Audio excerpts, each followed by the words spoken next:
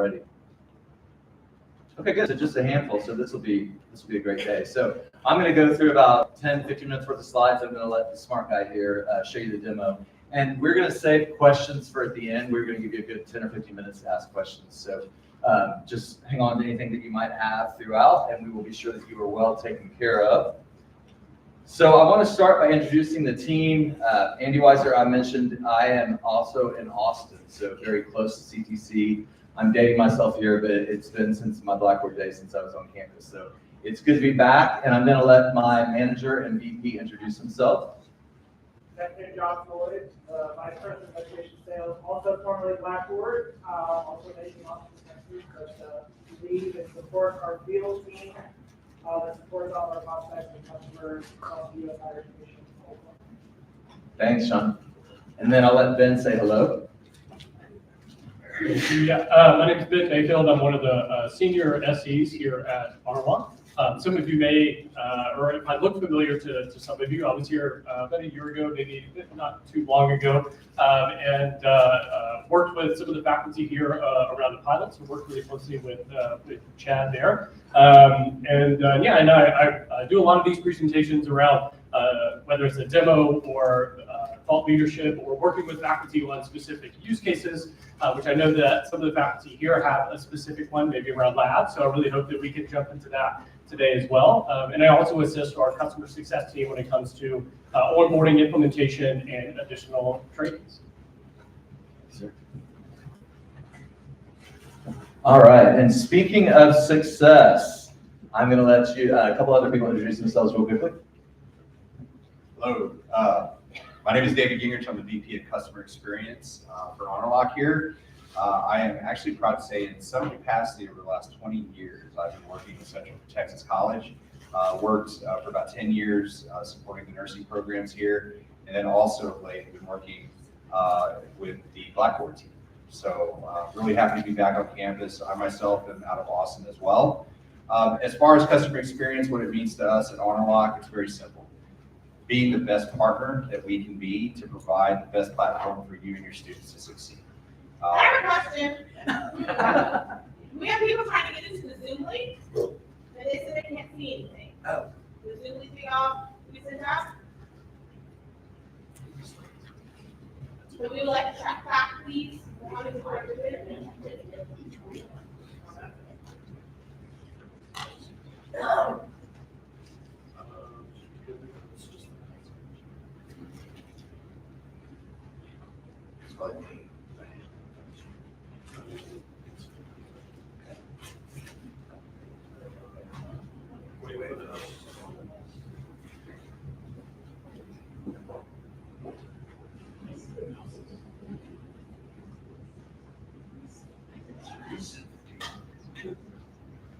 All right, so we're getting it started. So while we're doing that, I'll just wrap up my introduction. So as far as the customer experience side, we are the partner that you're going to be working with for implementation, adoption, and thought leadership and trainings across the board here at CTC. So we're looking forward to working more with you and talking more today about the overall strategic plan for Honorlock. I'm going to turn it over to my colleague, Marcia Harvey. Hello, I'm Marcia Jaramillo. So I am on David's team, so customer service manager for your campus. And basically, as David said, one of the really big priorities we have at Honorlock is to be a strategic partner to make sure what you're doing and you're maximizing usage, getting feedback, staying in touch, and really just making sure that you're successful and most of all your students are successful, and to make your jobs easier for what you're doing. So that's what we do, just to maintain contact, and of course we'll be working with the point people here, but also making sure everyone's having the best experience possible. And I'm here in Texas. I'm out of Houston, and Katie as well. So Andy and I are kind of your Texas team here, and here to support you. Thank you. All right, we are working on the Zoom issue right now. Thank you so much. And then if you remember, there was a third person on that slide. So that was Austin. He's our technical success manager. He is not on the road like Marcia and myself, but he's always at the ready and able to help you guys. So I do think that's a really important point to punctuate before we dive into this, is that I've worked at 5 different software companies. I have yet to see the commitment and level of success that we have. So you've got this team. David's in the field each and every week. He's meeting with clients. And then you've got Marcia and myself as well. So just know that behind you, you've got a team of professionals that are very, very heavily invested and passionate about watching you succeed with Honorlock. We do like monthly check-ins. We do faculty trainings online on campus. So it runs the gamut, and we want to have a deep strategic partnership, to David's point, with all of our clients. And then 1 second, I'll get my slides back. All right.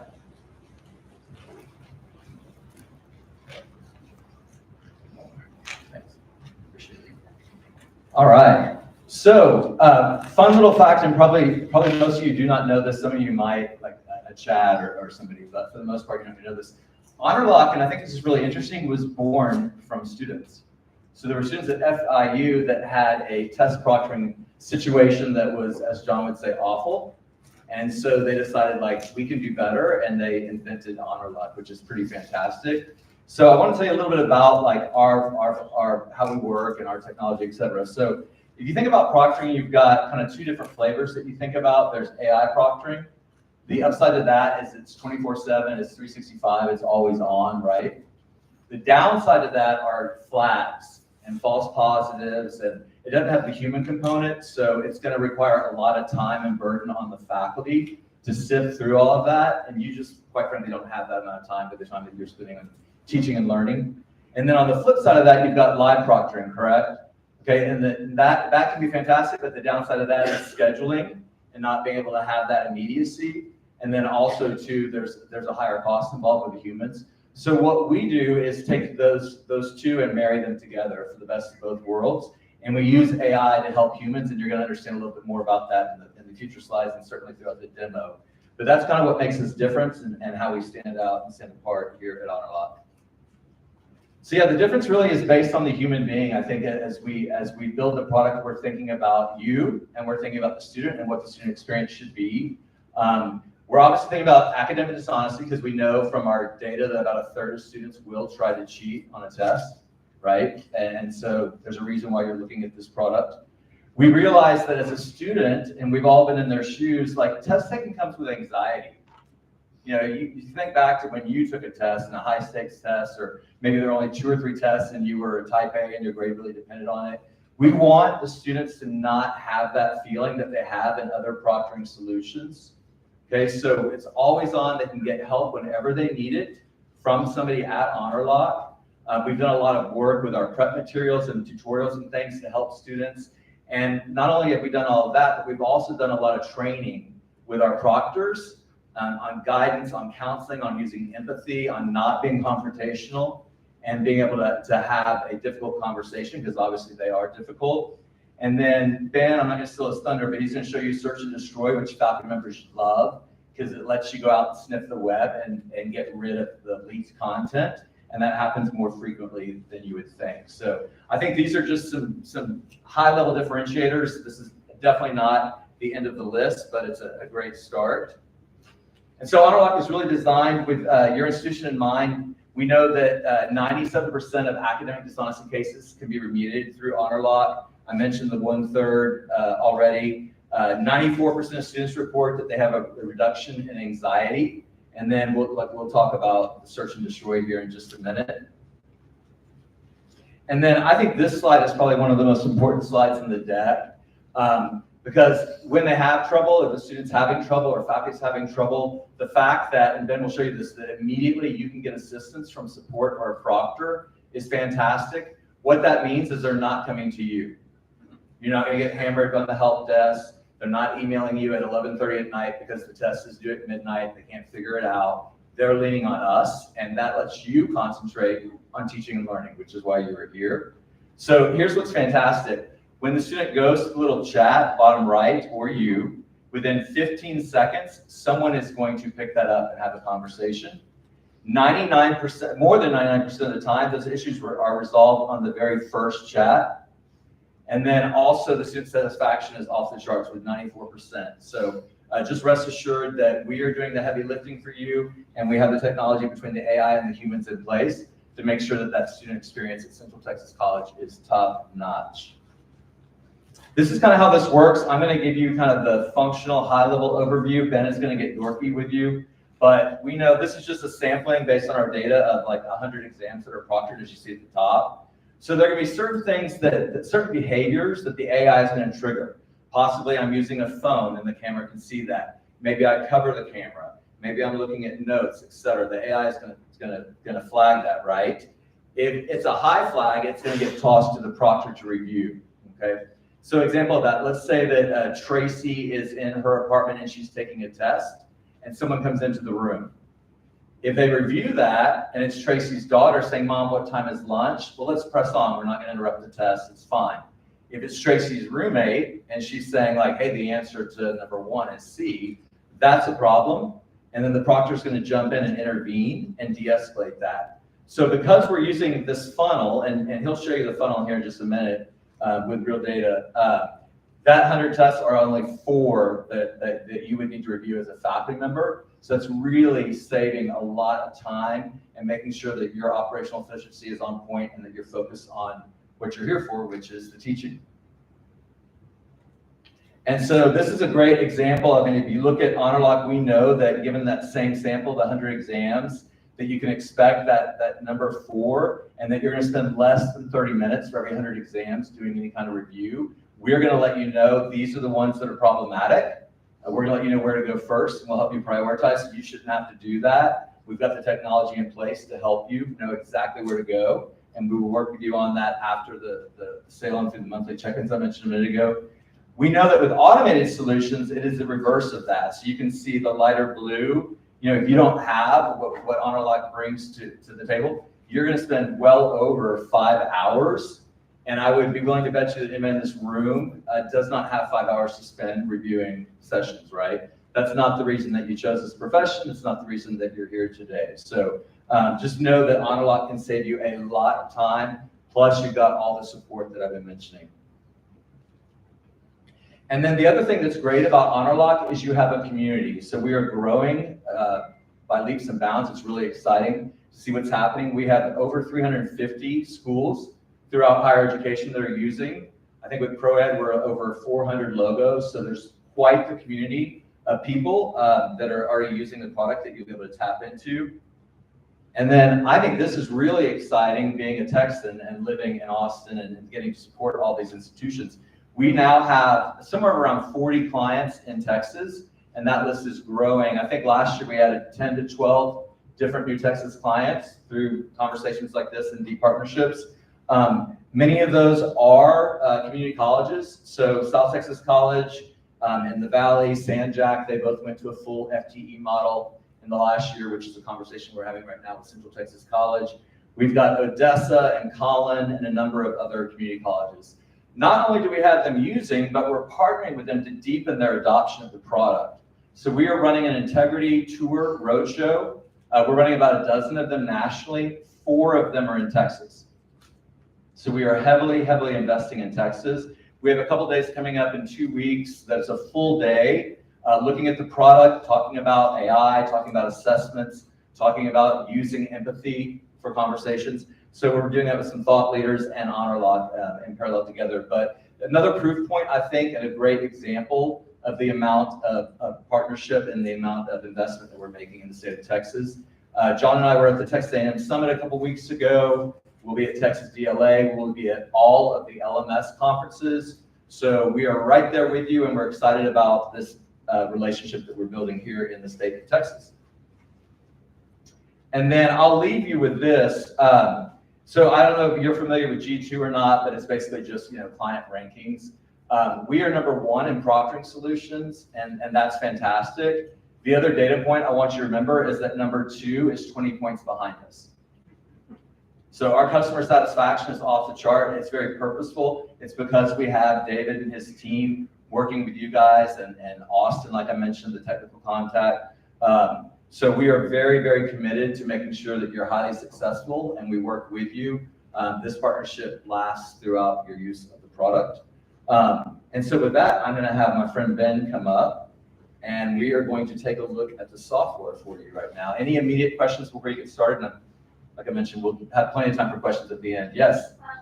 People requested that the question be repeated in the microphone before you answer it because they can't hear. Okay, good to know. Thank you so much for that. Okay, so we'll repeat the questions. Awesome. Great, thank you, Andy. All right, so for the demonstration today, we're going to start off in the Honorlock Hub. So what you're seeing up here on the screen now is a data analytics platform that key administration at the institution have access to. But the reason I always love to start here is because it's a great way for me to lay the foundation for how Honorlock functions and also why that is important, not only for faculty, but also from the student side.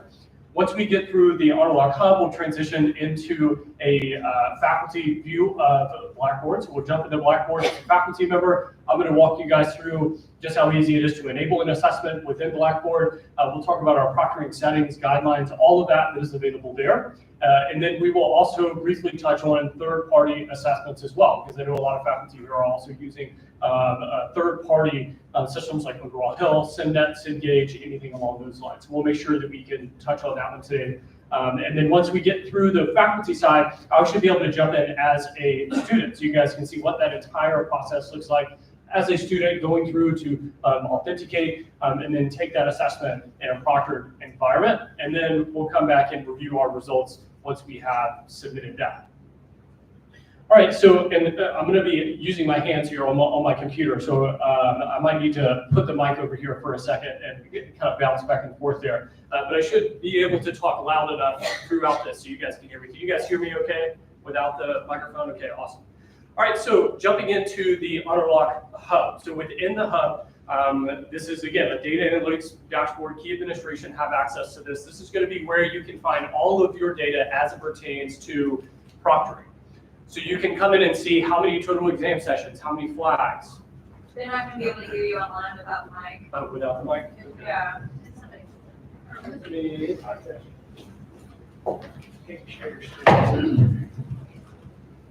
Sharing my screen. Yeah. It should be. Yeah. Oh, sure. Can they see my screen? They can see the screen. Okay. Okay. They just can't hear you. All right. Maybe that's not gonna work. All right. Well, I'll make it work with one hand. There we go. All right. Yeah, it's okay. I got it. All right. Okay, perfect. So, all right. So going through the Honorlock Hub, I'm going to just briefly, for the sake of time, we'll touch on our executive summary here with the Honorlock Integrity Funnel. We'll kind of walk through that. Andy did a great job showing and illustrating that in the slide deck with that chart there that talks about how we're flagging those sessions, sending those to a proctor. But this really allows you to see that in action. So we'll briefly touch on that, talk about some of the data that we make available in terms of integrity. So you do have an integrity report, and then you also have key insights around data. Now there is a lot of utility within the Hub as well. You have exam management, you have accommodations. We can manage accommodations globally. So if you have a great use case for this, is we have a lot of institutions that might have students that have an accommodation, no matter what course or exam that they are taking across the institution. You can enter that accommodation within the Hub, and then that follows that student from course to course, exam to exam, without instructors having to manually put that accommodation in for that user. So it's a great accessibility feature that allows you guys to be more efficient how you're managing those accommodations as it pertains to proctoring. Now, as we jump in, like I said, we're going to really focus on our integrity funnel here first. So in the Honorlock integrity funnel, this funnel actually shows you the total number of exam sessions, and we whittle that all the way down to the number that are reported to the exam administration. So in the first box there, we have the number that are flagged by Honorlock's AI. So keep in mind that what's happening on the back end is when these sessions are flagged for something, we then feed that to a proctor. Now, sometimes events or things that could be flagged are blocked altogether. Like if I try to take a screenshot using hotkeys, or I try to copy and paste, right? Some of those things are going to be flagged on exam sessions. They're blocked altogether, but we still indicate that these events occur. Now, other events like the scenario that Andy proposed where someone walks into our exam environment, that may generate a flag for multiple people. When that occurs, it's sent to a proctor. That proctor is then looking at their authentication. So before they even interact with the student, they go through an analysis period where they're looking at authentication, ID, room scan, photo, all of that. Then they're validating that whatever occurred is actionable and intentionally outside of your guidelines. The goal here is to promote meaningful interactions with students. We don't want to unnecessarily interrupt them, right? We don't want to create any more barriers or anxiety or stress on a student when it's not needed. So our proctors are going through that rigorous analysis period to make sure that whatever occurred is actionable to your guidelines. They would then pop in, so there's that live intervention piece where we would pause their screen, communicate with the student via chat, and then address whatever that is in their exam environment, multiple people, another device, right? Other resources. Now, once the proctor addresses that, we then would allow them to continue testing, but they may place a violation on their assessment. And I'll jump into this when we jump into review our exam sessions, but the violation piece is really important. A lot of faculty members that we talk to are like, oh, we have a solution, but we're spending entirely too much time reviewing every single exam session that has a flag. They have all of these flags that occur, and they realize that most of those are not actionable. It's either someone singing to themselves while they're in the exam, or maybe there's a photo on the wall, or they're taking their exam, there's a TV on in the background, and it's picking up keywords and phrases and things like that. So what the violation allows us to do is, one, report that to you via critical sessions email to let you know that that event had occurred, but we also filter that via a recommended tab. When you go in to review your sessions, we'll give you those recommended sessions and say, here's your ones with violations to allow you to better focus on those specific instances. So instead of having to review 71 exam sessions in this case, we're telling you the 7%, right, that we have reported to the exam administration, letting you know that these are meaningful and actionable to you, drastically reducing the amount of time. Now, again, one of the great benefits here is down here in the bottom, you'll see a data point around the percentage of exam sessions completed without interruption, right? So our proctors are actively reviewing and filtering through a lot of those indicators that are not meaningful or actionable based on your guidelines. Now, you also have data around overall integrity. So if you wanted to know what types of browser extensions we're blocking on those exam sessions, we'll lay that information out for you here. We let you know the types of extensions, how many users, how many sessions, and we also let you know the most common violations and proctor added flags. The great thing about this dashboard is it allows the institution to be proactive about how we're proctoring assessments, right? We can review the data here, understand what our most common violations or proctor added flags are, and then use that to guide our proctoring policy of the institution. Use it to guide extra training materials, right? One institution that I worked with recently identified that a vast majority of their proctor interactions were due to improper room scans. So not something necessarily that was in the exam itself that they were doing, but when a proctor came in to view it, they noticed that the student didn't provide an adequate room scan. So they would interact with that student live in the exam, request an additional scan of their environment.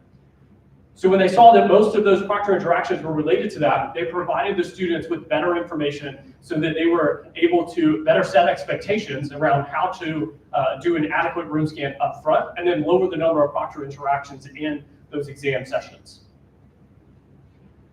Now, we also have data around search and destroy. I'm going to show you a really cool view of this when we jump in as an instructor, but the search and destroy information that is available within this just gives you a high-level view of the total number of exams or questions, and then we break it down by percentage to let you know what percentage are compromised, what percentage are unique, and then what percentage are commonly found as well.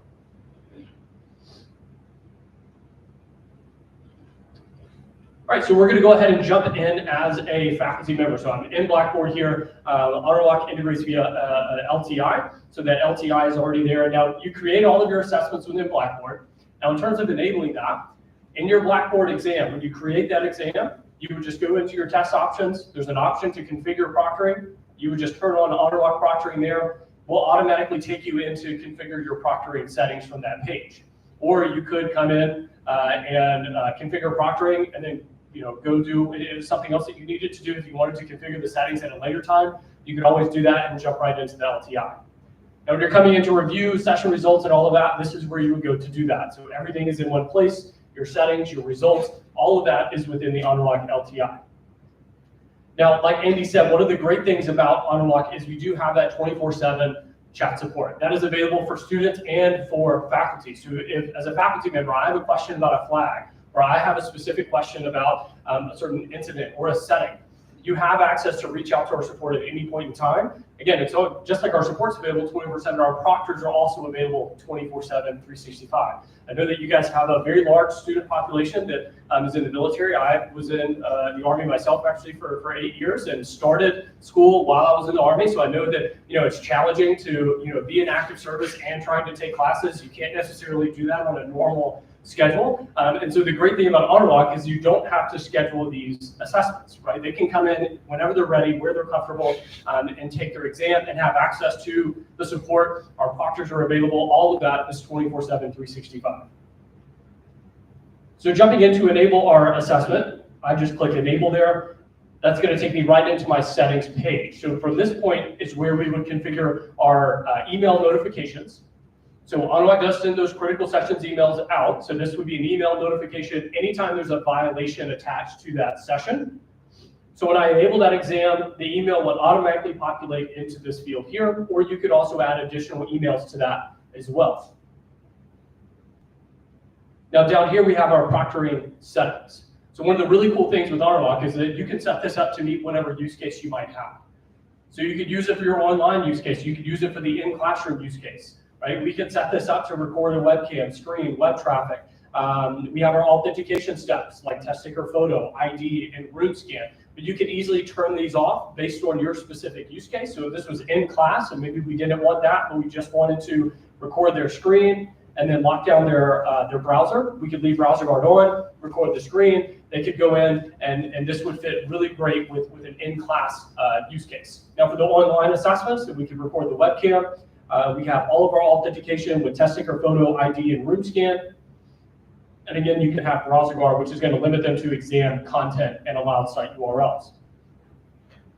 Now, if you have content, again, browser guard is going to limit them from accessing other websites. But if you do have content you want them to access, you can enable allowed site URLs. They'll be able to easily access that content while they are in their assessment. And we also have a setting here around simulated, not proctored, right? We want that to be as easy as possible for faculty to set up practice exams. I'm going to show you another great way that we help you when it comes to onboarding students to a new technology like Honorlock via Honor Prep. But practice exams is a really great way to do that as well. So you can set up your own practice exam. You can create a practice exam from the LTI just by selecting our menu, hitting that. And you could come in, select the simulated, not proctored, and essentially what that does is simulate a proctored environment for those students. So they're allowed to come in, add the Chrome extension, they make sure that their system and everything is good to go before they actually access it to take that proctored assessment. So once we have our settings and everything set up, then we would come down here to configure our test taker guidelines. Now, one of the great parts about our guidelines is these toggles in these boxes that you see here do inform the Honorlock AI of what to flag or how to flag students in exam sessions. So if I were to say that headphones were allowed, Honorlock is not going to flag a student if they are wearing headphones, right? So these do affect how they're flagged in their exam sessions. So you could configure this to best meet whatever use case that is that you have based on what's allowed or not allowed. And again, that creates more meaningful data for you as the instructor when it comes to those reports and the session reviewer or the session viewer after they have submitted that. Now we also have a space for additional instructions. Now, just like these toggles inform the Honorlock's AI of what students are allowed to do or what to flag in an exam session, it's also visible to the live proctors. So if you have additional information or you wanted to elaborate on a specific setting, maybe you don't want notes in general allowed, but you want them to be able to access one page of pre-printed notes or a 3x5 index card or something like that, we can leave notes turned off, type into this additional instructions field here to inform the students, hey, you are allowed one page of pre-printed notes or a blank sheet of scratch paper or something along those lines. It's visible to the students, so we'll see that before we jump in to take our exam, but it's also visible to the live proctors. So before a live proctor interacts with them, then they will reference these guidelines, they reference those additional instructions to make sure that that student is within the guidelines that you have set, not just in the toggles, but also in that text field here. Now we do have an additional accommodation section here. So earlier I was talking about in the hub where you can manage those globally. If you have students who have accommodations that are tied to maybe specific courses, like they just have this accommodation for this math course, but they don't have this in their English courses, you can type in that accommodation in this field. Our proctors can see that. Students will never see the accommodation, but our proctors will see that accommodation field, and they make sure to not interrupt a student if they're using a resource that they were allowed to use. So once we have this set up, we could go ahead and enable the exam, and it's ready to go. Those students can jump in whenever that's open, right? So any accommodation around extra time, multiple attempts, you don't need to set that within the platform. We automatically pick that up from Blackboard. Now, one of the other great things that we have is once we have our settings set up the way that we would like, we could create an assessment profile around our current settings. So you can create profiles based on your use case, and then quickly apply these profiles to other exams and other courses. The profile is tied to your account. So if you go into another course, you can still access the profile that you created here, apply that profile to those exams. So very easy to do that, making that process a lot more efficient for faculty, so you can very quickly enable your exams across different courses. All right, so once we're done with our settings, we've got everything set up the way that we'd like, we can go ahead and save that. Once we have saved our settings and have enabled that exam, Honorlock will run what we call search and destroy on our assessment. So this is a really cool view of how search and destroy works. So you can see on my exam, once I've enabled that, I do have a compromised item. I've got some commonly found and some unique items. When you enable your exam, Honorlock does a web scrape looking for exact matches to your content, and then we break that down into these categories. We actually let you know if you have compromised items leaked to other platforms. We'll let you know where that content is leaked, so you can see the specific URL for where we find your content, and we allow you to send a DMCA takedown request directly from this page for those compromised items. So one really great way for you to know how authentic the assessments are, right? Be proactive about that, sending those DMCA takedown requests. But we also let you know if you have commonly found items, or we would just recommend that you change those questions. These would be ones that we find on multiple different platforms. We would say, hey, we recommend that you change this question, make that more authentic, or make that question more unique.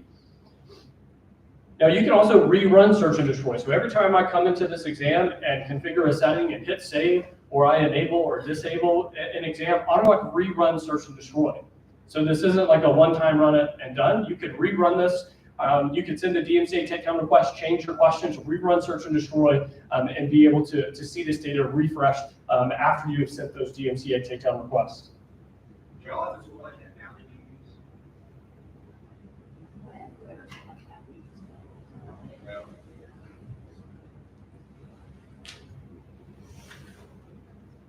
Awesome.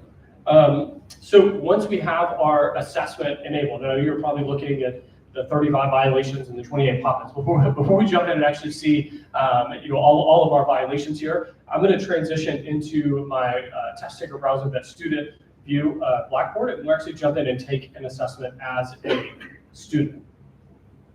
So as a student, they will need to be using Google Chrome. They have the Chrome extension added to the browser. They don't need to physically install anything to their device. It just adds to their browser, right?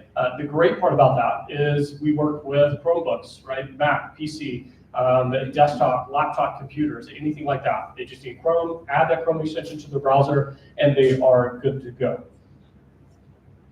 Now, when I come in to take my assessment, I can just jump in for my exam here. When I jump in to take my assessment, I just select Start Attempt. So I don't need to go anywhere external. I don't need to log into another platform or anything like that. I just select Start Attempt. That's going to start the Honorlock process. Now, if I didn't have that Chrome extension, it would prompt me to add that at that point. Now, another feature that we have here is called Honor Prep. So in Honor Prep, I can start that guided tour. So the Honor Prep guided tour allows me to check my system, so I can run a systems check. It also allows me to add that Chrome extension before I ever even come in, right? This is a standalone URL. So if you're on the Zoom call or whether you're here, you could go to prep.honorlock right now, go through this process. You could add a Chrome extension, run a systems check. We will also walk you through the authentication steps, as well as letting you know information about our proctors, our support team. We have information about what we do and don't do, as well as information about Honorlock's AI. And then again, they can try out their authentication steps here as well. Now there's a lot of other information that's available within Honor Prep. There's great information about how to contact support. We have a knowledge base section of that knowledge base specific for students, so they can go there, access additional resources. We have an external support page as well, so if they're having issues somewhere else, right, then and they're not able to maybe get into Blackboard, they can always contact our chat support elsewhere, and they'll be able to walk them through that. But Honor Prep is a really great resource to introduce students to who Honorlock is, how that functions, and it's even a great resource for faculty who might be new to Honorlock to walk them through how Honorlock functions and how that works. Yeah, I just want to add, sorry, I just want to add to, we work with you as an institution to customize your student communication, your faculty communication, right? Anytime there's a new platform like this, there's got to be a communication plan. And so we actually will work with you, our marketing team and the customer success team, we work with you to make sure that we're checking all the boxes there, all the stakeholders are involved. Again, we do this at over 400 partners, so we know, hey, don't forget this group of people and these folks over here, right? So the change management side of it, we help quarterback that with you, but in addition to that, we also facilitate and customize the training based upon each institutional need. So there's not a one-stop, or there's not a one-fit for all, right? We really want to focus in on the culture of the institution, the culture of the faculty, the culture of the academic leadership, and what's important to CTC, and customize all of that communication, all of the training, and all of the development in partnership with you. So I just want to underscore that, right? That this is not just a, here you go, we got this course, your students take, wham, bam, you're on. There is a lot of thought that goes into it, and there is an actual adoption process that we partner with you through. Okay? I have a question. Yes. At this point, what if it's my daughter's taking the dual credit class, she didn't have an ID until like 5 days ago. She had one, 16. But what if they don't have an ID? Because we do have a lot of PCHS and dual credit students that may not have an ID. School ID. But no, they're online. Like my daughter's got school ID, she goes here. But she's doing it online. Does she have one at high school? Oh, yeah. She should. Then you Like, have high school ID works? Any ID, high school ID works? Yeah, so just to repeat the question, the question was around if we have a student maybe dual enrollment that doesn't have a Central Texas College ID, or is maybe younger, doesn't have a driver's license ID or anything like that, how would they authenticate using the ID? And great question. So essentially, the way that our ID functionality works is if they had a high school ID, right, then they could use that ID, right? We're matching the name on the ID, making sure it's a valid ID. So if they had a high school ID, permit, learner's permit, Central Texas College ID, they could do that. And we also have institutions that utilize digital IDs for dual enrollment students, where they might issue like a digital ID for that student that has their information, and then they would utilize that. Maybe it's a digital ID on their phone or something along those lines, where they can utilize that ID to authenticate during that process.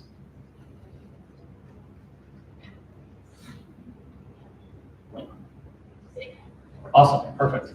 All right, so jumping in as a student. So I briefly showed you guys Honor Prep. Again, it's a great way to introduce this, allow students to come in and be comfortable, confident. Again, we do have that 24/7 support. You can see the chat down there in the bottom right. It's available for us as a student, so we can jump in, we can utilize that. Our first step here is our data collection and use, so we would agree to that. So this is where students will see their assessment guidelines, what's expected of them before they come in to take their exam, what is allowed, not allowed. Any allowed site URLs are listed there, as well as their authentication steps. So when I begin my authentication, it's going to open this window for me here. Oops. I think my Chrome extension is trying to override that. Give me 1 second.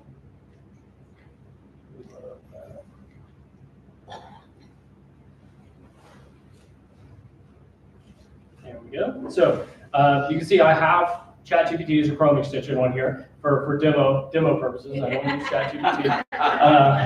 So when I'm coming through here, you'll see where it's going to force me to disable that extension. So once I disable that, right, we'll select continue, our privacy details. Then we have our authentication here. Let me see if I can move this out of the way so you guys can see that. Once I get into the exam, it'll disable that and prevent that from popping up over there. But our first step in our authentication process is going to be our facial detection. So I'll just need to line my face up into view here. Take that photo, that'll verify, yes, there's one person in this room, there's not multiple people in that exam environment. The next step is going to be our ID verification. So during our ID verification step, you have a timer that's listed there for us. So you can see where that timer is down there at the bottom. And we are matching a name right on that ID, validating that. We have a copy of a photo of their ID as well that's stored to that. So here I can utilize our timer, select take ID photo. That'll count down for me and then allow me to snap a picture of my ID. Mine was kind of blurry. I might need to put the mic down for just a second to do this one-handed.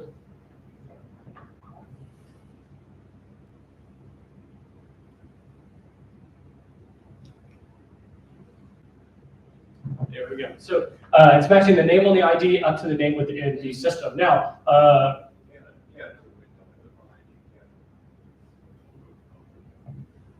yeah, that is my extension here. Won't let me pull that out of the way.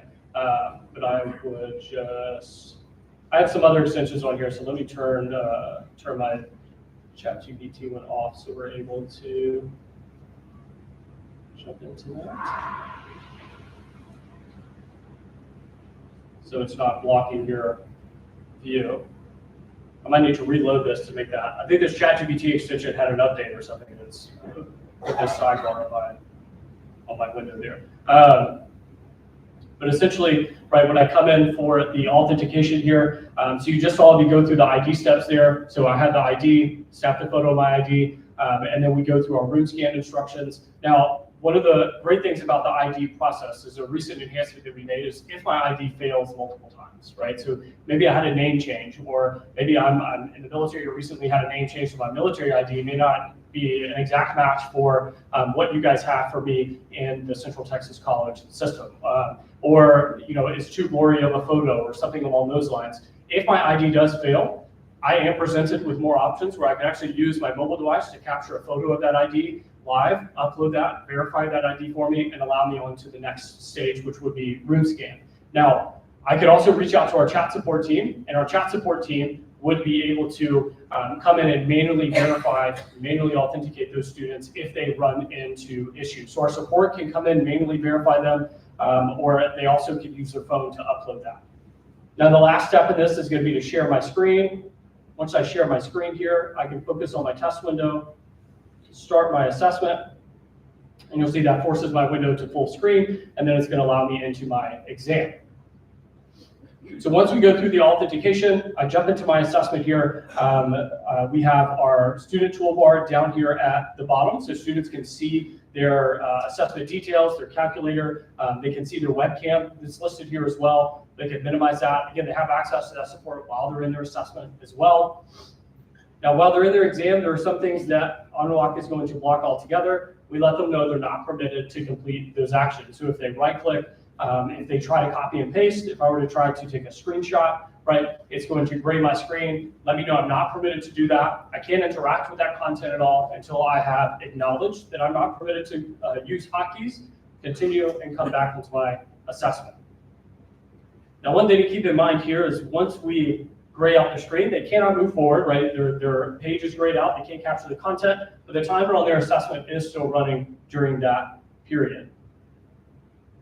Same if I were to try to go to another website, right, move my screen out of the way, anything like that, it's going to let me know I'm not permitted to access those resources or I'm not permitted to complete that action. So there are several things where we would let an exam taker know, hey, you're not permitted to do this, or you know, that's not allowed during their exam session. Now, all of those things that I just did, those are flagged on the assessment. So when you go in to review those, you would see those flags. You would see copy and paste prevented, hotkeys detected, test window losing focus, all of that.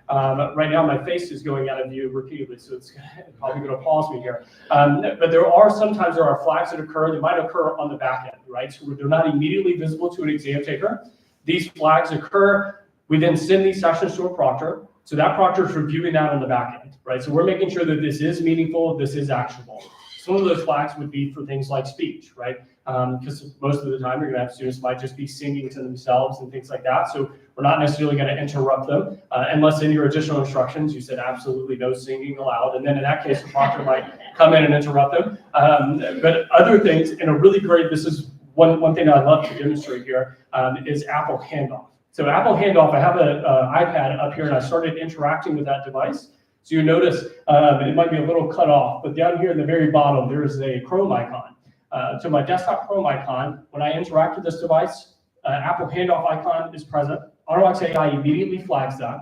When that is flagged, my session is then fed to a proctor.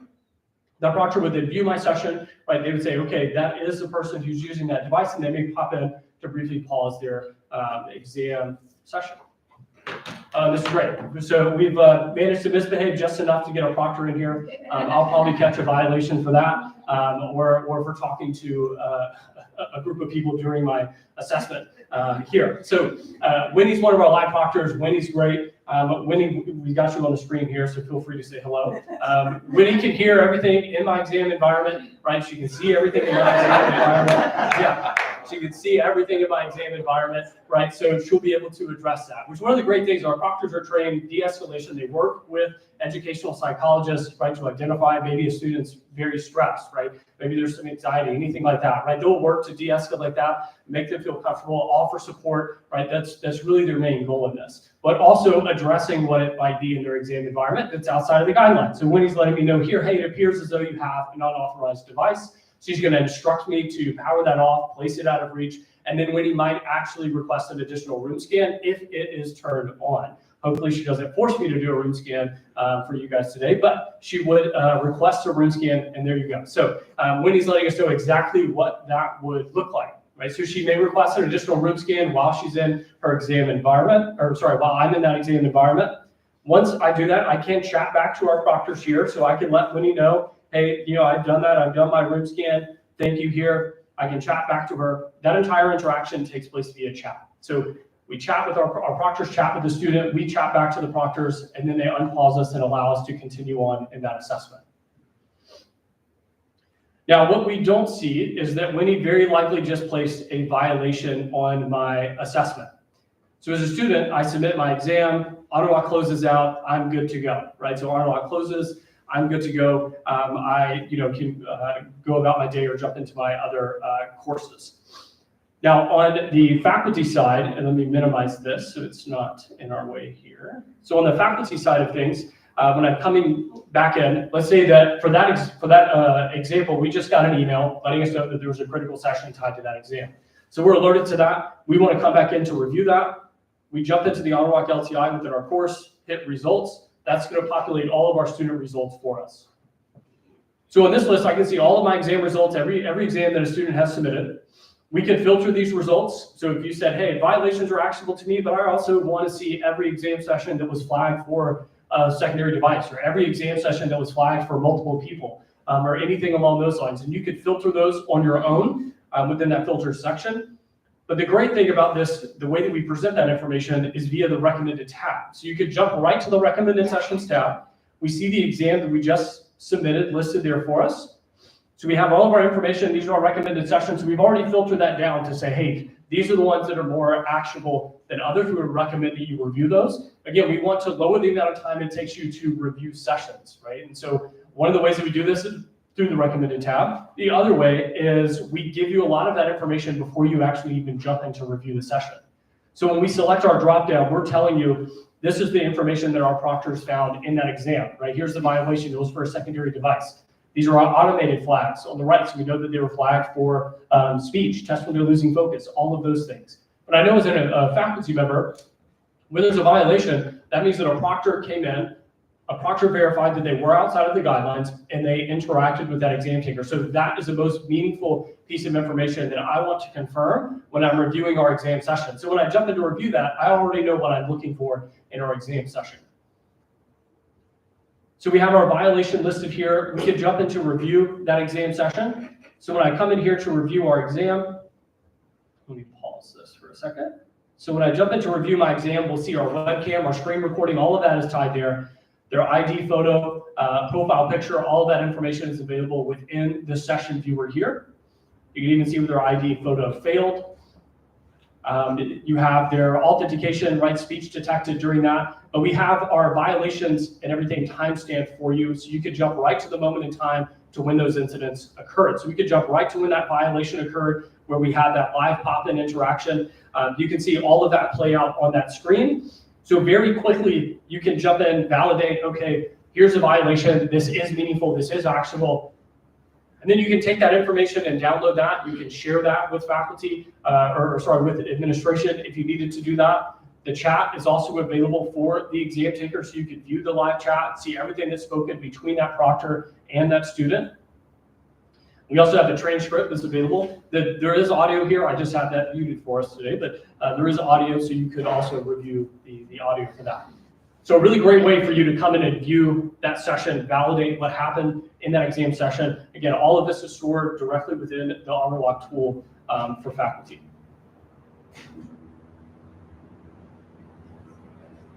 All right, so once we've reviewed that, right, one thing that I always like to talk to faculty with is how do we follow up with students, right? So just show of hands, how many in here have maybe already called a student or had a violation or called a student doing something and had to have a conversation with them? Yeah. So if you don't mind, how did that conversation go? Well, the last interaction I had with a student was actually, I'll just tell you that the student made a 100 on an exam, which is not impossible to do. When I went back in to review it, I noticed that the student did not have a calculator, which they could have. They did not have scratch paper, which they could have. They didn't do any calculations, and so I looked at the exam. Kind of a unique case. I found that they had a third party accessing their exam remotely. The AI didn't catch it, and I did contact Honorlock, and they reviewed it. The senior proctor reviewed it and said that yes, the student did have third party access. Now I did call the student. I had a video conference with them. They denied it, of course, but Honorlock said that they did have third party. But so that's the last incident I've had. If there's, and by the way, let me just say, I love Honorlock. I'll just tell you, I really do. But if there's a way you can figure out how to prevent stuff like that from happening, I love all of the tools that are built in. It's very easy because, as you say, everything pops up and I can go straight to it. It's all there. Yeah. So I really do like it. Can I do my own story? Yep. So I had a student who had like a cup. It was like a little, like a drink, you know, sitting on the side. And he kept like doing this, and the proctor was like, whoa.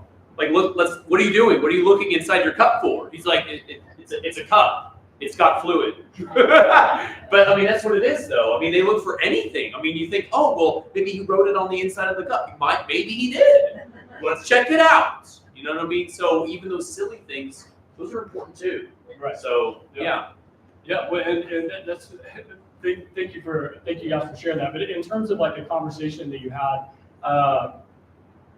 was it helpful? I'm sure it was helpful to have the recording and information like that. Did you ever share the recording or snippets of that recording with the student or the screen recording with them? I did. I mean, I did. Of course, the student knows that everything's recorded, Mhm. and I said, I mean, he was very good at trying to, his hands were not touching the keyboard. He would start typing, and then he was typing. But no, I basically just wanted him to tell us, hey, what happened? I know someone was doing this. What happened? And he never did. He did it. That's really the only really bad thing that I've had happen. It is very, it does catch students with a handoff. I've had it catch that and say, you forgot to, the proctor jumps in, you turn your phone off, they turn it off, or they forget to take their Apple Watch off or something. It catches everything. Most of the interactions are very good at de-escalation in terms of, it's real friendly for us to, hey, I noticed this, and usually it's remedy right then. This was a very extreme case, but one thing that we and this is, as Andy was talking about, a lot of the institutions in Texas, and where we have some very dynamic user groups, and one thing that we're kind of doing this year, right, is how do we follow up with sessions? How do we have these conversations with students? What does that process look like, right?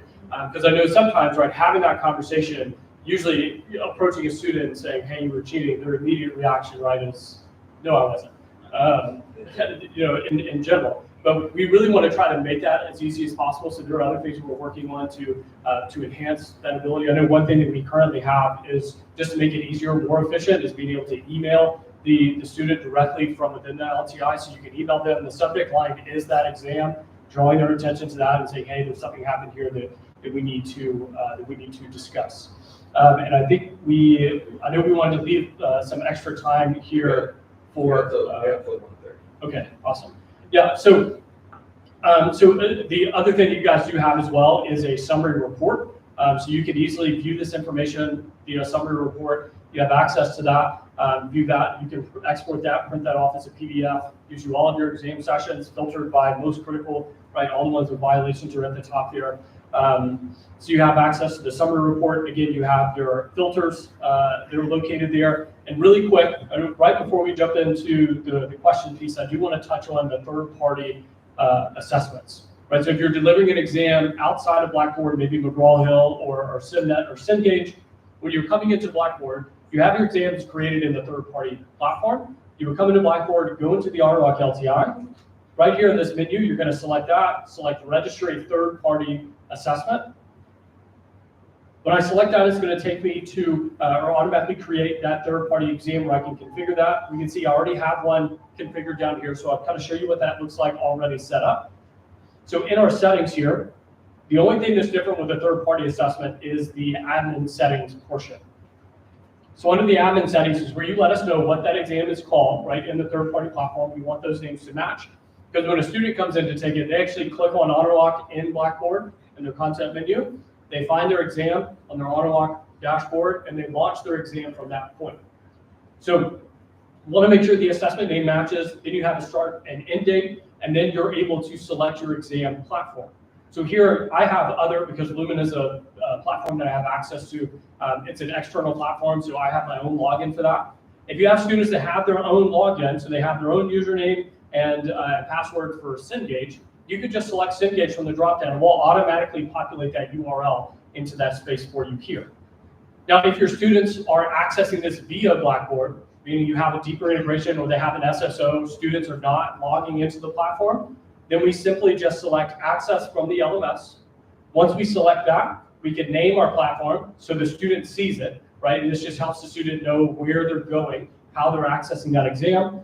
And then we can easily copy the URL from Blackboard. So however the student accesses that platform from Blackboard, wherever they click to go in to take that exam, you copy the URL for that resource in Blackboard, paste that into the section here, and that makes it a lot easier for the students because they'll go through their authentication. Once they finish that, they see a page that says, you're going to navigate to whatever platform you put here. So you're going to navigate to Cengage to take your exam, and then click here to open exam site. They click that, it will take them through Blackboard into Cengage. They find their assessment, and then Honorlock enters the password for them. So with the third-party assessments, you need to make sure that the password that you put on the exam in that third-party platform matches the password that you have within Honorlock. So when they launch it, Honorlock will prompt them and say, navigate to your exam, click here once you found it. Once they found it, we'll say, click here to insert the password. Honorlock inserts that password for them. So in terms of proctoring settings, everything else is the same. Main difference is just you give us the platform, the link to that exam, and the password, and then the students access that from the Honorlock LTI within Blackboard.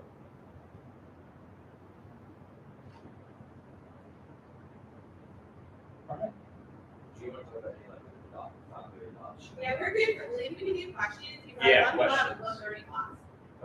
Gotcha.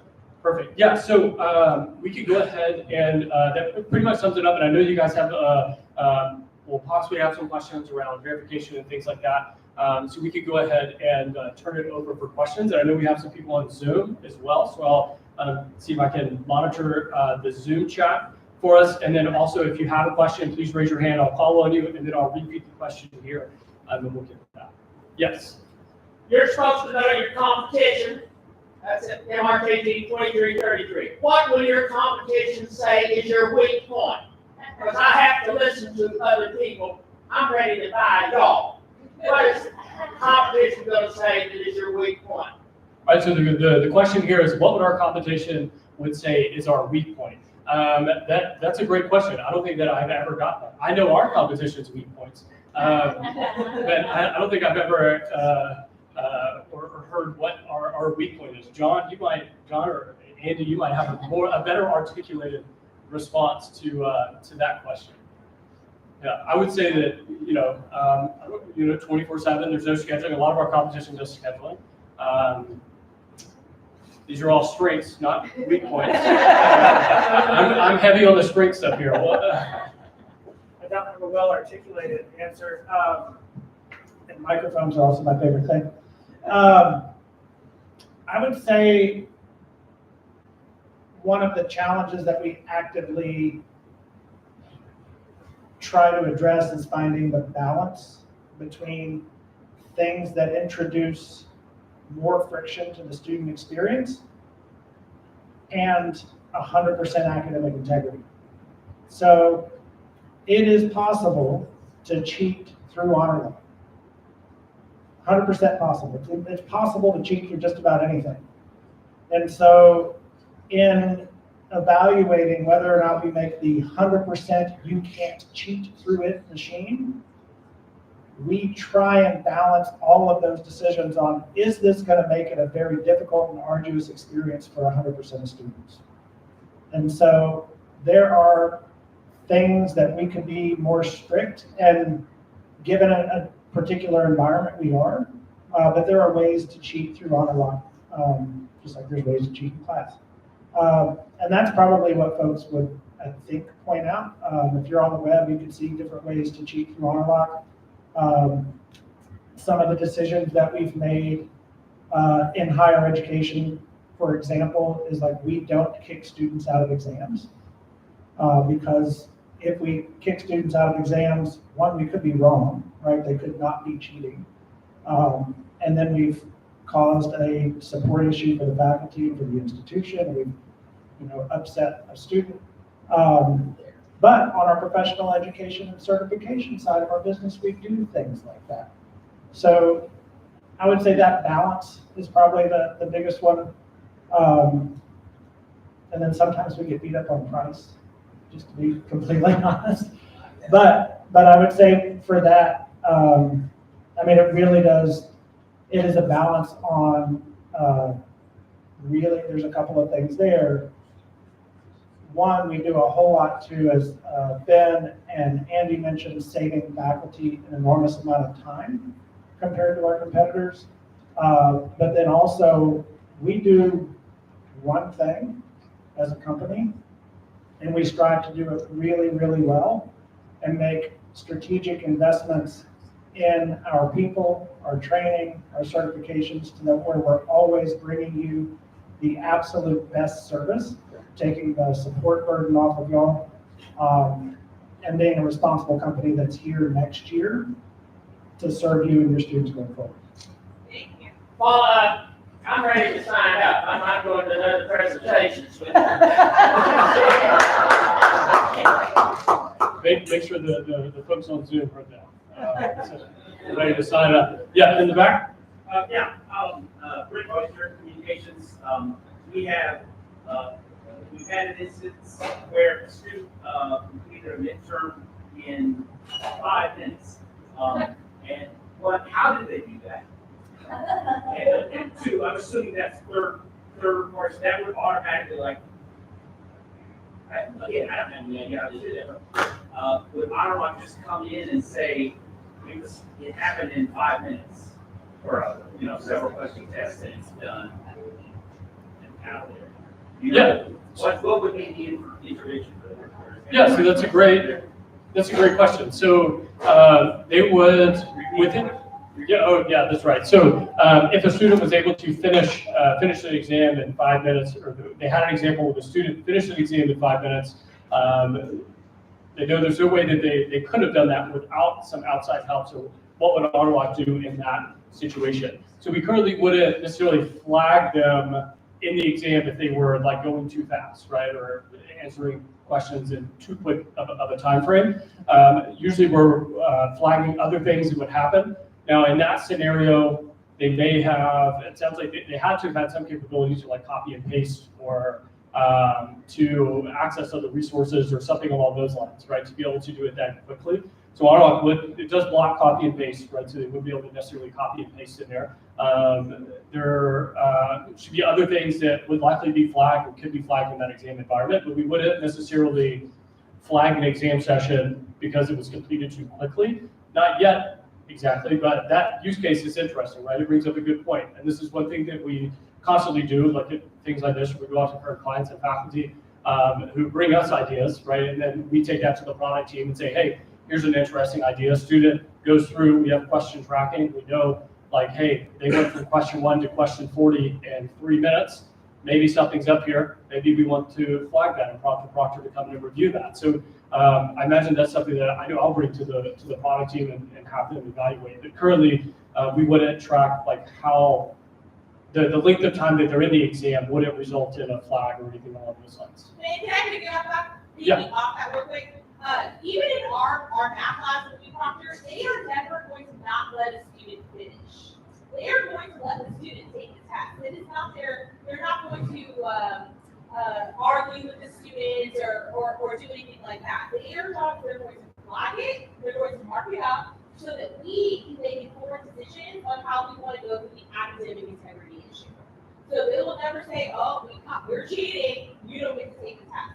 They'll still let them do it. And they're going to go ahead and flag everything, and then it's our job. And that's what we need to have a really great, with math help, have a really great academic integrity process that we need to go through in order to. Is that correct?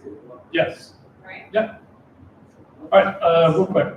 Yeah. When you pause an exam, on average, how long does it take you to allow the student to get back? Yeah. So on average, about 45 seconds. So a proctor interaction. Oh, yeah, sorry. When it is paused, I apologize for the folks on Zoom. When an exam is paused, about how long does it take for us to get the student back into the assessment? On average, those proctor interactions are 45 seconds. Now that's 45 seconds from the moment that they get the session, right? So they're looking at authentication, room scan, do I need to interact, to the time that they have interacted with them, and then they're allowed to continue testing in that environment. So average is about 45 seconds. What percentage of the instances go longer than a minute or two? Is anything in pause that long?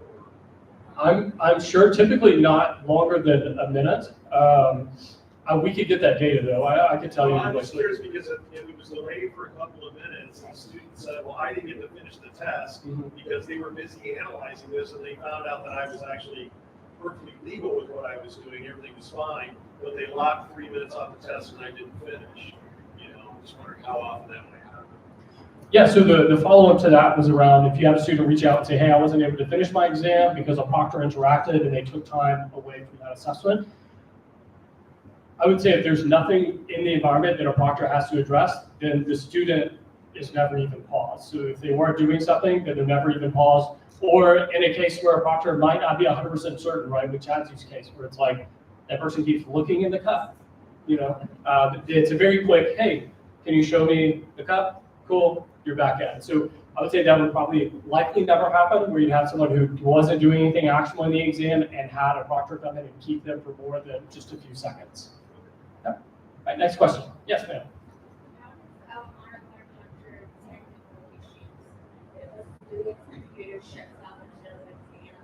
Or they claimed that he would let them watch the big screen.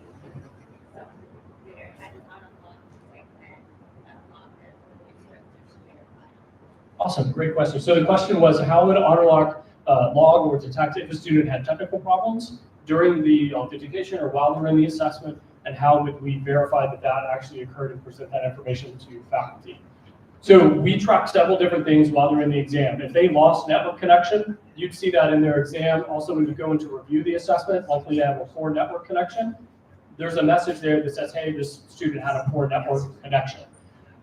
You would also be able to see if they had stopped screen share or stopped webcam, or if their browser just closed down, or if they did have a technical problem.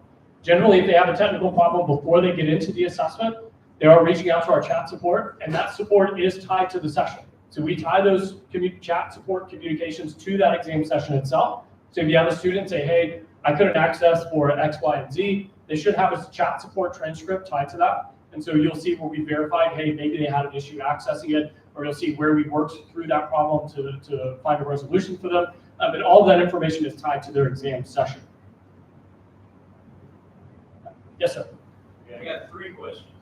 The first one, I tested Honorlock.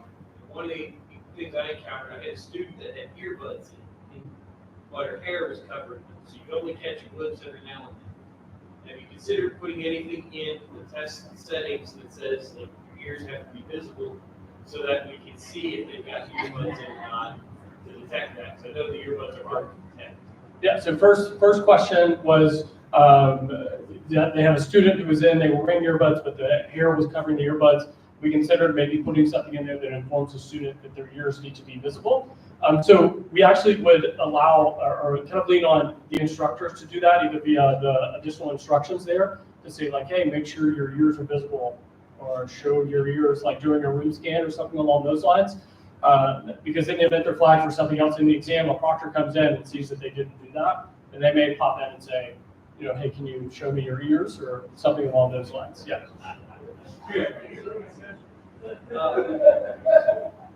Second question, the takedown for test questions that are found online. Will that work if your test has pools of questions, or does it have to be individual questions in Awesome. the assessment? Yeah, so the question was the DMCA takedown request around search and destroy, does that work with pooled questions? So when you're pulling from a question pool, if they're like a random question pool, it may not pull those into search and destroy automatically when you enable the exam. Usually when you enable the exam in that scenario, you would see a message that would say, hey, there's an error pulling in the exact questions that are on that assessment, and there's an upload button. So you would click upload, and then you would just upload your question bank. Now you could do that separately as well. You could actually create like a lot of instructors will create kind of a shell third-party exam in the Honorlock LTI. They download their question pool or their question banks in a CSV file, and then they just manually upload that and run search and destroy on the entire question bank. We're also investigating that. Yeah, and you said we're also investigating that in product to pull the pooled questions in? Okay, yeah, so it sounds like we're working on a resolution for that as well. Great. And third question, does Honorlock work on things like iPads, tablets, or does it have to be a full-fledged computer? Third question was, does Honorlock work on iPads, mobile devices, or does it have to be a computer? So we currently are not compatible with tablets, mobile phones, or anything like that. So it would need to be a Chromebook, laptop, PC, or a desktop. All right, yes, ma'am. Is the room scan 360? Yeah, so the question was, is the room scan a 360-degree room scan? So we will prompt them to do a 360-degree room scan. If they go through Honor Prep, we actually play out an example of the full 360-degree room scan. Now, we don't force them to do that up front, right? Up front, when they're going through that process, we wouldn't enforce that, mainly because instructors have different guidelines and want different things in a room scan. Some instructors may not want a full 360, some just want their desk area, right? Some might use the room scan for other purposes. Now we do prompt them for a full 360-degree scan. So we'll tell them, hey, you need to scan your entire testing environment to a full 360-degree scan, but it wouldn't necessarily enforce that up front for that student. That's only about privacy. Right. Yep. Okay. Yeah, and that's exactly right. Because I know you guys have a lot of people that are on military installations or maybe on a ship. And well, on a ship, you probably don't have a lot of room to scan anyway, but you know, so you may not be able to do it always. It wouldn't enforce it and prevent them from accessing it. Yes, sir. Yeah, I'd like to offer my students the opportunity to come in and do the test in the classroom one day. I know in case life makes it impossible to focus for the length of the test at home. With the room scan functionality, would that prevent them from being able to do that with, you know, if another student comes in and is taking the test right next to them? You just had a scan, you turn it on. Okay, thank you. Yep, yeah, correct. So the question was around in classroom use case, how would the room scan work in that environment? And you can turn that off on that exam specifically. So you can manipulate those settings per exam, set that up specifically for in classroom testing. Yes, ma'am. Okay, so there are going to be some instructors or courses where they don't really want to proctor, but we of course have to have the student verification piece. And that is done visually, so even for those sections, we would still need the requirement of a webcam, right? Like, in other words, anybody taking an online class will have to have a webcam, even just for the student registration. If all you asked for was a photo of ID. Well, let me back up my question. So, first of all, can we separate those two functions? Can a class just use Honorlock for student verification and not also proctoring? Yeah, so you could configure the proctoring settings to just capture the authentication for that. Now, that does have to be tied to an assessment. So Yes. you would need to tie it to an assessment and just do that. I was actually talking to Chad and Audrey earlier, so this is something that we're going to work on here in a second, go through and make sure that workflow works for you guys there. Now, the other side to that is, do you need a webcam to be able to capture that? With the new enhancement for the ID verification, with allowing a mobile device, I'll need to check on that, right? Because with allowing a mobile device now, if your ID fails, you might have more options available. Traditionally, yes, you would have to have a webcam because you would need to utilize the webcam to capture that ID. But I'll have to check on that. So traditionally, the answer to that, or if I didn't repeat the question here, I apologize. So the question was around, do you need a webcam in order to just capture the ID? The other side to that was, can we use Honorlock just for verification? So the answer would be yes, you can use Honorlock just for verification. And then on the webcam front, traditionally, you would need a webcam because whenever you go in to take the photo, you would get an error that says, we can't find the webcam or we don't have permissions. With the new enhancement around more options that you then select and then allows you to use your phone to capture a photo of that, I'm not sure what that would look like when there is no webcam present. So that's something I'll have to take back to our team, and then I can follow up with you guys and let you know. Yeah, thank you, because that will be a significant change for some of our courses where now we're requiring a webcam. We just want to make sure, obviously, we have to do the whole communication piece, right? To alert students without being used for us to do. Well, and I guess a good question would be, in those same classes, do you think that eventually they would have a proctored exam at some point? I don't know. I think a large majority of our classes would shift to proctoring because we wanted to do this for so long. But I think there's always going to be some that just don't have any more Gotcha. based on the type of courses. Yeah.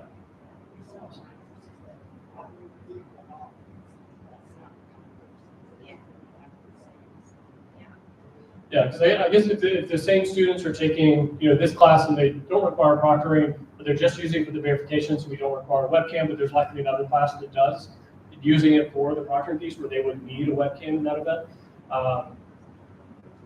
Yeah, it might be beneficial, right, for them to require that. Any more questions? I know we had some that had a 1:30 class, 5 minutes. Don't want to keep anyone from making it to the class, but if there's no other questions, we really appreciate the time, and I'll hand it back over to Andy here. Yeah, just wanted to say thank you. Thank you for the existing partnership. Thank you to Tracy and Audrey for all the help. And we are definitely looking forward to deepening our relationship with you and want to partner more. We will be there with you throughout onboarding and beyond and make sure that your adoption is highly successful. If you made it to the finish line, there are pens and stickers down here. If you don't want to get your steps, I'll bring some up. I probably should have had them up at the top. But thank you so much. And then something's going to hit you tonight, something's going to hit you tomorrow. Filter those through Tracy or Audrey. We've been talking almost every day for the last couple of weeks. So I'm very happy, and Ben is very happy. There are 5 of us here. We all want to get any questions you have answered. Thank you, and don't be shy. Take care. Thanks. You're welcome. I'll bring Ben's up there.